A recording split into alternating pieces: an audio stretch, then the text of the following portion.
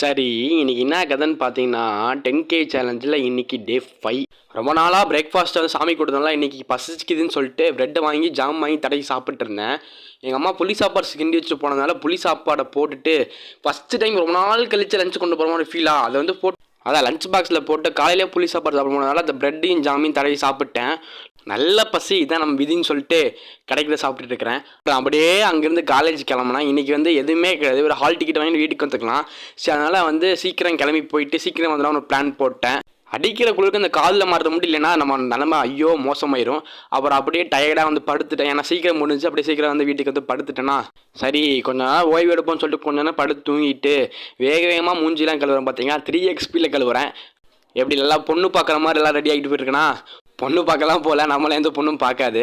எனக்கு ரொம்ப நாளாக அந்த செருப்பு போட்டதான் கால் வலி வந்துச்சு. இத்தனை ஷூ போட்டேன், ஷூனால தான் கால் வலி நினச்சேன். அப்புறம் பார்த்தா இந்த செப்பல் தான் பிரச்சனை. அதனால் வந்து செப்பல் வாங்கலாம்னு சொல்லிட்டு டிமார்ட் போனேன். டிமார்ட்டில் எங்கள் அம்மா அப்படியே ஃப்ளாஸ்க் பார்க்க சொன்னாங்க. இந்த ஃப்ளாஸ்க்லாம் பார்த்தேன். ஏன்னா பனிக்காலம் அல்லவா, அதனால் வந்து ஃப்ளாஸ்க் சுடுதண்ணி போகணும்னு சொல்லிட்டு மில்டனில் பார்த்தேன். சரியான ஹை பட்ஜெட்டு. சரி அப்புறம் கொஞ்சம் கொஞ்சம் செப்பல்லாம் பார்த்தேன். எது நல்லா எனக்கு எதுவுமே சூட் ஆகிற மாதிரி இன்ட்ரெஸ்ட்டாகவே இல்லையா. சரி அந்த பக்கம் பார்த்தா டிஷர்ட்னா ரொம்ப ரொம்ப கிரேஸ் ஆகிடுவேன். ஆனால் வாங்க தான் காசு இல்லை.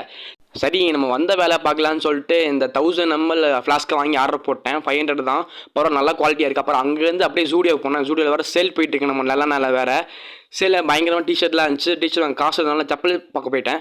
இந்த செப்பல்லாம் பார்க்க பயங்கரமாக இருக்கா, எனக்கு தான் வாங்கணும் ரொம்ப ரொம்ப ஆசை. இன்றைக்கி ஃபைனலாக வாங்குறேன். இதை பார்த்தேன், எனக்கு பெருசாக சாட்டிஸ்ஃபேக்ஷன் இல்லை.